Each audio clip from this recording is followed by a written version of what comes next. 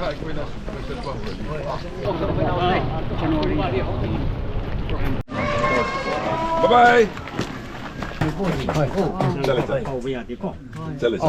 ABC chairman, vice president. Yeah. Oh.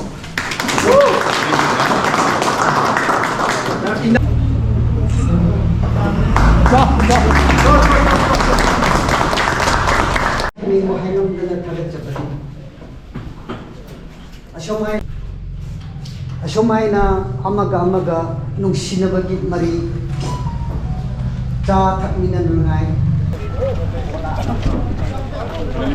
Ngari ko sa Lao ne, cha thak budi sin. lao.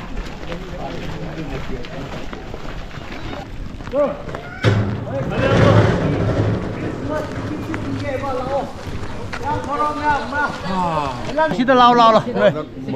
Hana kare le mo so da. Mapauda.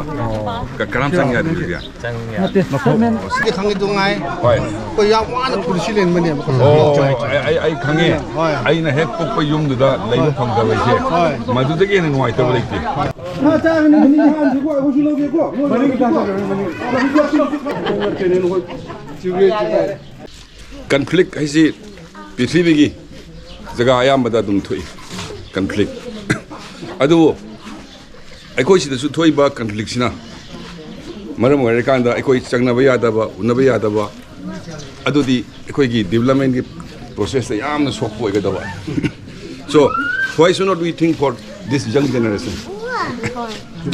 Why should not we think for this young generation? Adi ngasi aikoi na soi bana. Hey future angang no wa ga do ba.